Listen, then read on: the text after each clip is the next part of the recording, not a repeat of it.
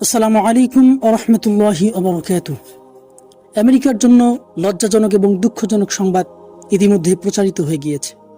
সবচেয়ে শক্তিশালী বোমা মেরেও ধ্বংস হয়নি ইরানের পারমাণবিক প্রকল্প। এটি আমেরিকার জন্য সবথেকে লজ্জাজনক এবং দুঃখজনক ঘটনা। অক্ষত আছে সকল সেন্ট্রিফিউজ।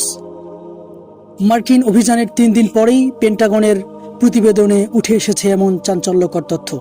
বলা হচ্ছে বড়জোর মাস 2-1 পিছিয়ে যেতে পারে কর্মসূচি।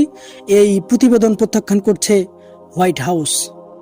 ভুল আখ্যা দিয়েছেন স্বয়ং ডোনাল্ড ট্রাম্প।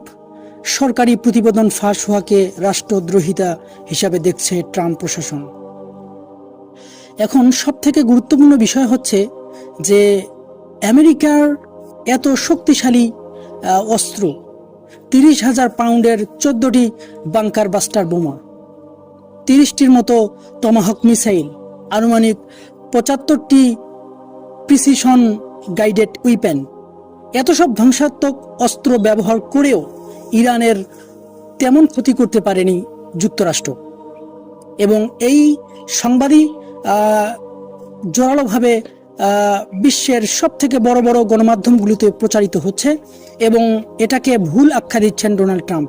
তাহলে এখানে সবথেকে গুরুত্বপূর্ণ বিষয় হচ্ছে এটিকে সত্য বলেই বিবেচিত করা হবে, কারণ এই প্রতিবেদনটি প্রকাশ করছে স্বয়ং পেন্টাগনের গোয়েন্দা সংস্থা এটিকে গণমাধ্যমের সামনে প্রকাশিত করেছে।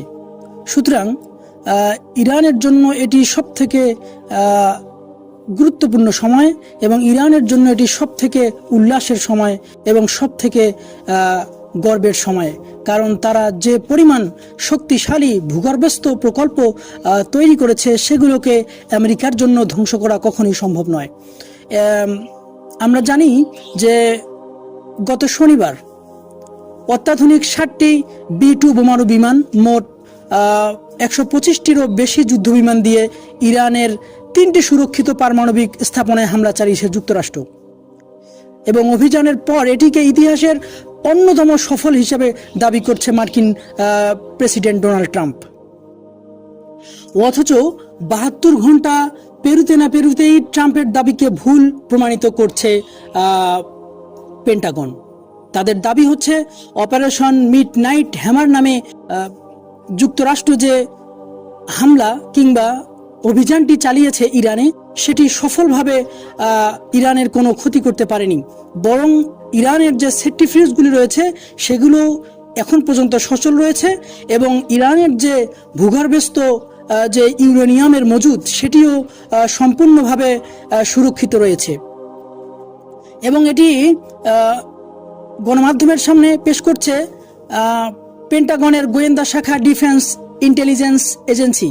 তাদের দাবি হচ্ছে কোনো ক্ষতি হয়নি ইরানের পরমাণু কেন্দ্রের। এবং এই যে প্রতিবেদন এগুলো CNN, CBS এর মতো গণমাধ্যমে প্রকাশিত হয়েছে। তাহলে ইরানের যে পারমাণবিক ভূগর্ভস্থ যে কর্মকাণ্ডগুলি রয়েছে সেগুলোর মূলত বাইরের যে অবকাঠামো এগুলোকেই ধ্বংস করা সম্ভব হয়েছে। মূলত ইরানের শক্তিশালী পরমাণু কেন্দ্রকে আমেরিকা কোনোভাবেই ধ্বংস করতে পারেনি। এটা আমাদের জন্য খুবই ঐতিহাসিক এবং এটি আমাদের জন্য খুবই গর্বের একটি বিষয় যে মিডল ইস্ট এবং মধ্যপ্রাচ্যে যে শক্তি ইরান বিস্তার করেছে তাকে কোনোভাবেই দমিয়ে রাখা সম্ভব নয়। এই অগ্রযাত্রাকে থামাতে পারবে না। সকলকে ধন্যবাদ জানাচ্ছি এবং শুভ কামনা জানিয়ে বিদায় নিচ্ছি। আসসালামু আলাইকুম ওয়া রাহমাতুল্লাহি ওয়া বারাকাতুহু।